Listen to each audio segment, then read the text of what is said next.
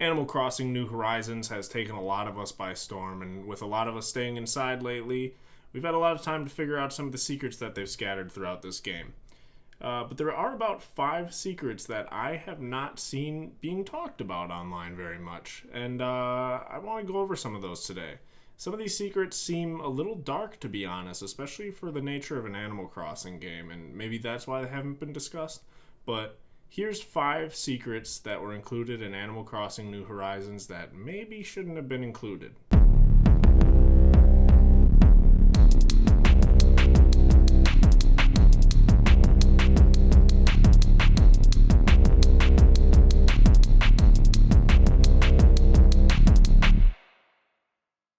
And the first secret we're going to discuss today is about everyone's favorite burden, Gulliver. For those of you who don't know, Gulliver will show up on your shore every few days, passed out. You talk to him for a little bit, wake him up. He realizes he's been stranded on your island. You help him find some parts, put back together his communicator, send him off on his way. He gives you a present. It's not that hard of a task, but some people find it a little annoying and time-consuming. Now, this secret involving Gulliver doesn't happen very early on in the game and actually requires quite the amount of occurrences of him washing up on your shore to be discovered. On the 100th occurrence of Gulliver washing up on your shore, he will show up in a way he hasn't before, and that is not alive. Unlike your other normal days where you walk along your beach and get a message in a bottle with a DIY recipe and you might stumble across Gulliver, Gulliver actually shows up deceased on the shore of your beach, and the message in your bottle will be a lot different than a DIY recipe. In fact, it won't be a message at all in this bottle. You'll actually receive this photo in your bottle. This photo might not seem too conspicuous at first. It seems like a picture of Gulliver just joyfully enjoying his day. But in the background, you see a silhouette of something that looks like someone that we all know as a happy little capitalist raccoon. Now, this is all that will really occur out of this event. You'll never see Gulliver again, you'll never get that message in a bottle again, and it doesn't actually give you the option to keep that photo. But this does hint at a backstory that's going on beyond your villagers' knowledge on the very own island itself. And we'll get to that a little later in some of these secrets. The second secret I want to get into is involving everyone's favorite Able Sisters tailor shop. Now, many of you know that Mabel is the very upfront, charismatic, let me sell you clothes type of character, and while her sister Sable is always sitting in the back real shy and timid, working on whatever it is she's working on back there. If players are interested enough, you can talk to her daily, and as you talk to her more, she'll open up and give you stories about, where her sister Label is. Label, for many of you who don't know, is the third sister of the Able Sisters, and she's been in past games and has gone missing as of lately. As Sable opens up to you, she will tell you about how much she misses her sister Label, how hard things are around there.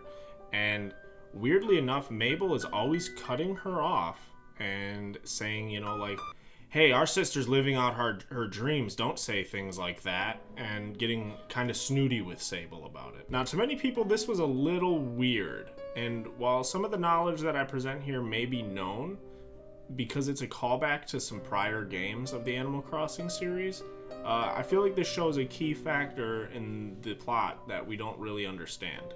Now, everyone knows that in Animal Crossing New Leaf, that Crazy Red actually kidnaps Label and sends her off to human trafficking. And it was so weird that could happen because she was always around her sisters, and it was like everyone was wondering how the hell did he get Label? How could he have captured her? Now come Animal Crossing New Horizons, and Mabel's cutting off Sable every time she starts talking up about Label, So what this implies is that Mabel actually sold Label into human trafficking to Red, who is not in the game anymore. You'll notice that he is not in Animal Crossing New Horizons, neither is Label.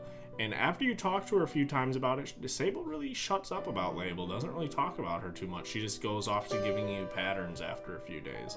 So perhaps a missing puzzle piece in some of the old fans like myself, as to how did Label get kidnapped by Crazy Red. So, interesting fact there, Mabel might not be as innocent as she seems. She puts on that happy face like, hey, welcome to my shop. Might not be what we're really dealing with here.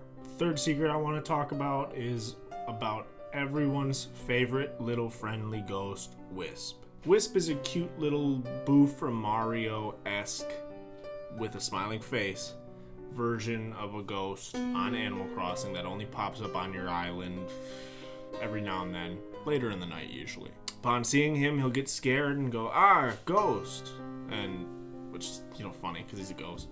And his spirit will fragment into 5 pieces and fly around the island, to which he will kindly ask you, "Can you please help me recover my spirit fragments?" Now, of course, everyone's usually happy to do this. It doesn't require much, and there's a little reward for you in it at the end. But if you choose not to, because it can get a little tedious, Wisp will start fucking with your island heavily. He never forgives you, and he will actually go to the point of possessing your villagers. You'll notice that about 24 hours after he has left, because you haven't helped him, that somewhere between 1 and 3 a.m. the next day, one of your villagers' houses will start having red lights glowing from the windows. Upon entering the house, you'll notice that there's a red ambiance throughout the whole house, and your villagers are acting a little off. Their faces can look different. Very often their heads will be on backwards, and upon talking to them, you'll get dialogue that sounds like this. The heavy implication here is that he possessed the villager because he couldn't get the fragments of his old body back, so since he was stuck in that form, he's taken on to taking other people's forms. This actually adds a very annoying mechanic to your island, where there will be a new holy water item that's carried in the Nook's Cranny shop, and you will have to purchase it and use it to unpossess your villagers, just like medicine, when they get stung or feel sick. It's almost like a flea event. It's very annoying, actually, because sometimes one holy water isn't enough. So, try to avoid it at all costs. It is very tedious.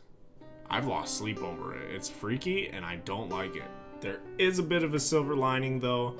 After you've spent about 500,000 bells on the holy water items, you can go to the Nook stop, pay 50,000 Nook miles, and basically you can purchase a new service where Rossetti will come as an exorcist. Instead of having to spend so much on the holy water, you can instead spend 5 minutes trying to perfectly type out the narrative with Rossetti as to how to exorcise that villager. So there is a silver lining. Now, for the 4th secret, we're going to take it back to Secret 1, where we talk about the plot that's been going on beyond our villagers' knowledge on the island itself.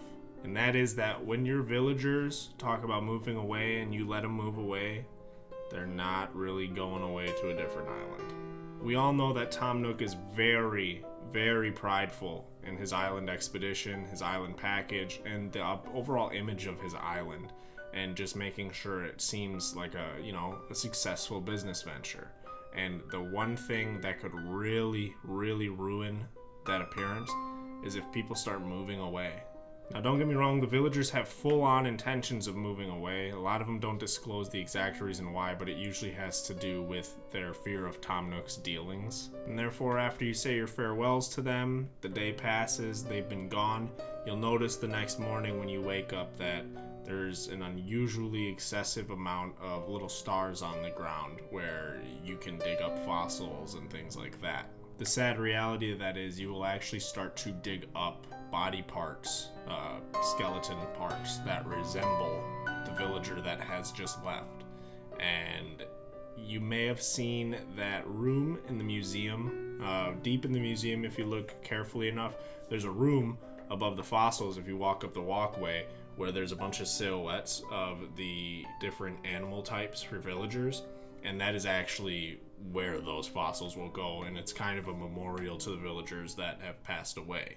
Now, a lot of people never get to this point because a lot of people like their villagers. A lot of people have hearts and don't give a fuck if their villagers are ugly because they're not pieces of shit.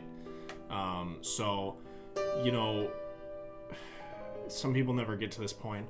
But after you've done about 5, you'll start taking notice, like, this is fucking weird. Like, this is too coincidental. It'll actually open up another quest line for you, and where you delve into why are your villagers that are moving away turning up dead on your island. Now, this final secret is the answer as to why your villagers are showing up dead on your island. So if you don't want a major spoiler to the story, click off that video now. Now, might be a little surprised by this, but Animal Crossing actually has a final boss to it.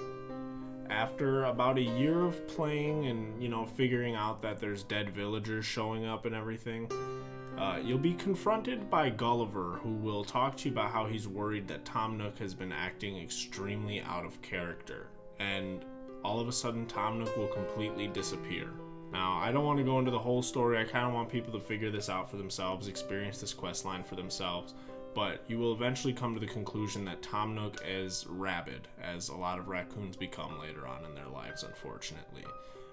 He is killing villagers, he's plotting, all he cares about is his island package, and he will do whatever it takes to make sure its appearance is upheld. This starts an irreversible phase in your game called the prep phase, in which you will learn the new DIY schematics for a gun tool, and you will be mainly focused on equipping your other villagers with guns, axes, swords, and preparing for a final, uprooting to defeat Tom Nook and stop his tyranny. Before you guys do this, I want you to keep in mind this prep phase is extremely important because your villagers can die during this phase. There is a chance that villagers you like will die to Tom Nook. He's an extremely tough boss, and you can die yourself and you have to start the whole game over. It's like a true death game. You can actually find another video on my channel which actually gives you a guide on how to do this, how to defeat him, how to, deal with it and minimize the damage to your villagers, essentially. I do have a guide on my channel, so make sure you subscribe and like, and go check that video out as well. It's somewhere in there. But I won't go into the whole strategy guide in this video. But the final secret is, if you defeat Tom Nook while keeping all your villagers alive, and the last shot you do is a dick shot from your gun, you will actually unlock the Golden Gun DIY recipe, and it is truly a sight to behold. It is a beautiful tool, so make sure you look at that guide video and you'll definitely be able to accomplish that. Now I'm going to give you guys all a bonus secret.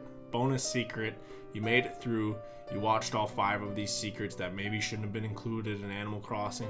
Some of them were pretty spooky. I was scared, reading half of them because they're pretty creepy. But after you beat Tom Nook, you will unlock your final secret. Final secret is, when you defeat Tom Nook, you will get a long credit sequence, and it's kind of gory, it's kind of sad, play some eerie music. It's not really a fun thing, so I actually recommend muting your Switch while you go through that credit sequence. But essentially at the end of it, you'll get in big paradey, happy, confetti letters. It'll say, chat filter unlocked. This chat filter is accessible through your settings when you first launch the game. You can go in there and it'll be already checked off. It's like a checkbox. It'll be a checkbox. Uncheck that, and now your villagers can say inappropriate words. They'll get rid of their catchphrases, and don't worry, this is a reversible feature. You're not stuck with this.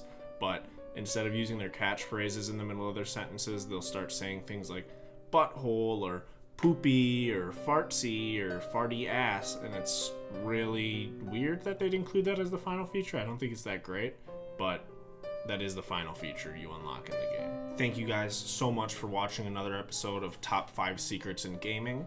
I hope you enjoyed it, and make sure you like, comment, and subscribe for more secrets and dark, eerie tales from gaming. Bye!